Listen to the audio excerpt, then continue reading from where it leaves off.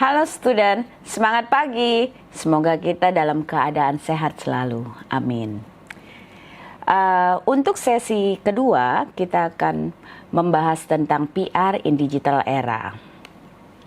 Biarkan saya membuka sesi ini dengan satu quote.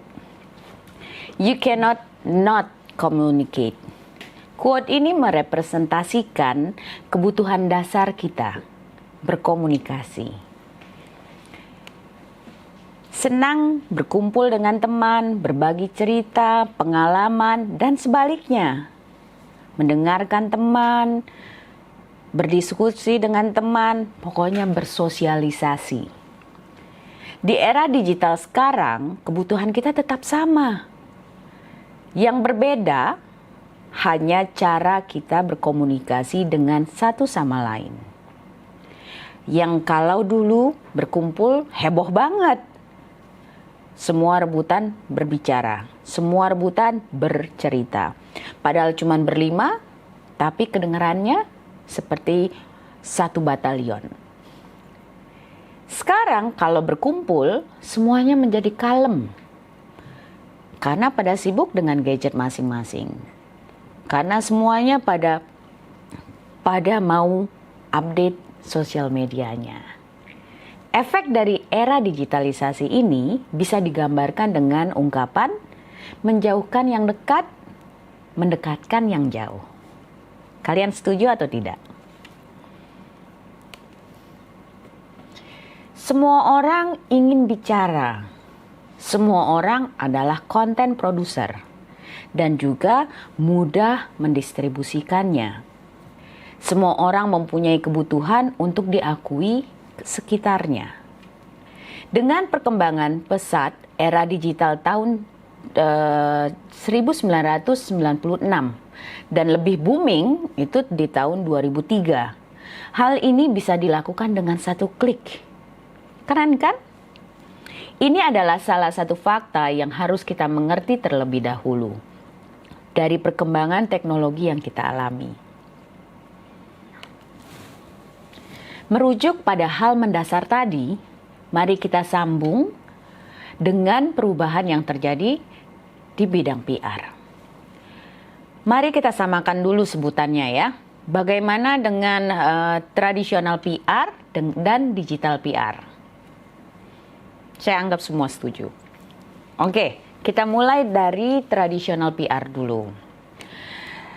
Di tradisional PR, komentar-komentar yang bermunculan yang kita temui itu tidaklah secara real time. Banyak proses panjang yang harus dilewati dulu, barulah sampai ke kita. Dan di tradisional PR itu juga, media adalah satu-satunya konten produser dan pendistribusi informasi. Di masa ini atau masih tradisional PR, krisis dapat terjadi keesokan harinya setelah media mempublikasikan informasi tersebut terhadap khalayak umum. Namun di tradisional PR itu kita nggak terlalu khawatir karena di tradisional PR selalu ada ruang untuk mengoreksi informasi. Dan yang terakhir, di sini media dianggap sebagai sumber yang kredibel dan sangat amat bisa diandalkan. Sedangkan di digital PR, kita sekarang menemukan fakta bahwa kita berurusan dengan reaksi dan feedback yang real time. Orang tidak senang, langsung bisa posting. Orang punya perasaan, langsung bisa mengupdate di sosial media mereka. Dan setiap orang bisa menjadi konten produser dan mendistribusikan yang mereka temukan, seperti yang saya contohkan barusan. Akibatnya, krisis bisa terjadi kapanpun, dimanapun. Di sini tidak ada ruang untuk dapat mengoreksi informasi karena ada jejak digital yang tidak bisa dihapus. Dan di digital PR, seringkali media tidak mempunyai kredibilitas dan tidak bisa diandalkan. Kondisi ini memperlihatkan banyak hal. Ngeri? Pastilah. Karena posisi kita terlihat semakin rentan dalam situasi seperti ini. Tapi ingat, there is two sides of stories. Dari kondisi yang tidak bisa kita kontrol, ini juga banyak kelebihan yang bisa kita peroleh apabila kita bisa jeli dan kreatif menggunakannya. Dan untuk bisa menggunakannya atau untuk bisa melakukannya, kita wajib mengetahui perubahan dan perkembangan yang terjadi atasnya. Oke. Di sini saya buat kurang lebih ada 7 perbedaan signifikan yang kita temui dalam situasi ini. Mari kita sama-sama lihat. Dari profil mereka antara di tradisional PR dan online PR. Di tradisional PR biasanya mereka hanya bekerja di press department dan masih kurang melek digital. Mereka tidak mempercayai ada pihak lain yang bisa sepenting media massa. Dan mereka terbiasa dengan cara konvensional, misalnya press conference, press luncheon, press briefing, dan lain-lain. Sedangkan di PR online, biasanya mereka adalah jurnalis cerdas digital. Pernah bekerja di bisnis yang ramah 2.0 dan sudah paham kebutuhan pengaruh online. Dan kebanyakan adalah blogger ataupun social media geek. Dari audiens mereka, audiens tradisional PR melulu jurnalis. Dari koran nasional, lokal, majalah, free magazine, ataupun online media.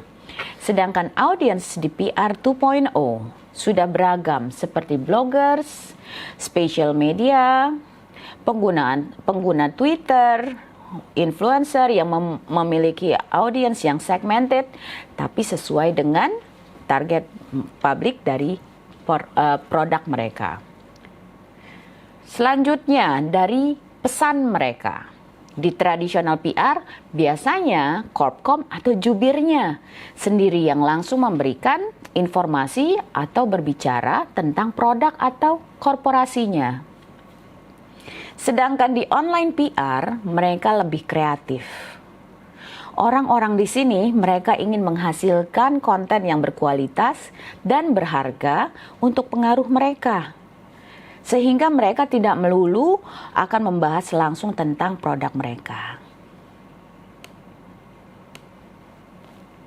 Nah, selanjutnya ini udah keberapa nih? Udah ke 4 kayaknya. Tools, dari tools atau peralatannya. PR tradisional masih menggunakan hal-hal yang old school. Cenderung manual, walaupun sudah menggunakan teknologi sebagai platform aktivitasnya. Secara online PR mengelola semua aktivitas secara integrasi.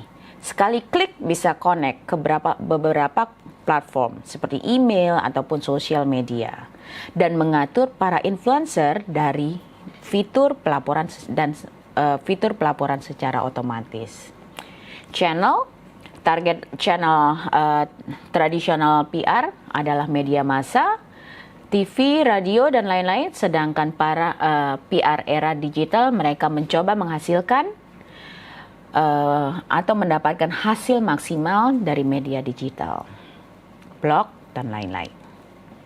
Dan terakhir, tone of voice. Dari tradisional PR biasanya mereka menepuk dada atau meninggikan kualitas atau menggunakan kata-kata formal seperti kami adalah pemimpin pasar. Sedangkan PR online mereka akan berkomunikasi dengan influencernya sesuai dengan levelnya.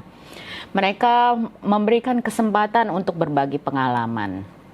Penggunaan kata lebih bersahabat, menghindari kata-kata yang membanggakan produknya. Dan terakhir, format dari tradisional PR adalah press release ataupun artikel.